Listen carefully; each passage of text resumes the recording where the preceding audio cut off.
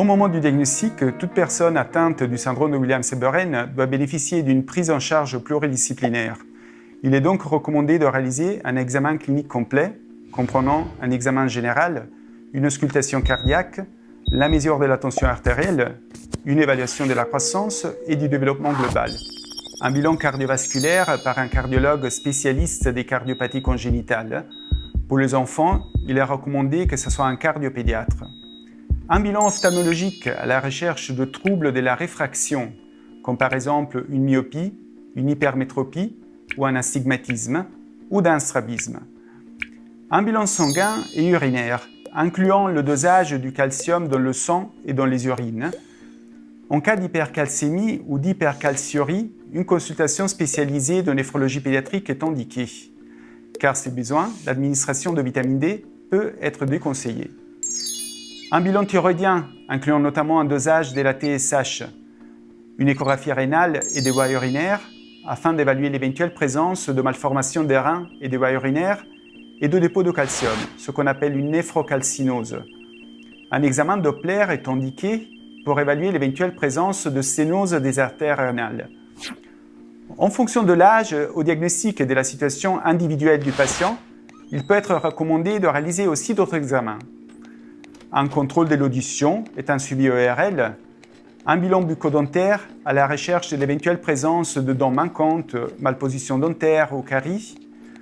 Pour ceux qui ont été opérés du cœur, on discute une prophylaxie de l'endocardite, donc un traitement antibiotique pour des soins dentaires. Un bilan orthophonique et psychomoteur, incluant une évaluation neuropsychologique et comportementale. Suite au diagnostic, les patients doivent bénéficier d'un suivi multidisciplinaire. Ce suivi inclut aussi la répétition périodique de certains bilans, comme les bilans cardiovasculaires ou les examens sanguins et urinaires. Le suivi médical est adapté aux différentes tâches de la vie et peut être différent en fonction des individus, selon les recommandations du protocole national de diagnostic et de soins, en libre accès sur le site de la HAS, la Haute Autorité de Santé.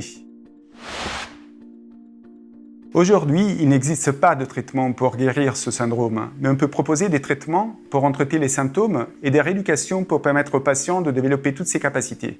L'accompagnement global peut débuter dès l'enfance, soit dans des structures de prise en charge médico-sociale, comme les centres d'action médico-sociale précoce jusqu'à l'âge de 6 ans, puis dans des services d'éducation spéciale et de soins à domicile ou des services d'accompagnement à la vie sociale, ou encore à l'âge adulte dans des services d'accompagnement médico-social pour adultes handicapés.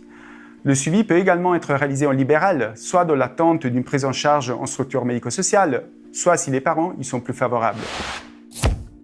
Concernant la prise en charge de rééducation, l'orthophonie peut aider à l'apprentissage du langage, la psychomotricité peut permettre d'améliorer le développement moteur et la rééducation des troubles visuospatiaux.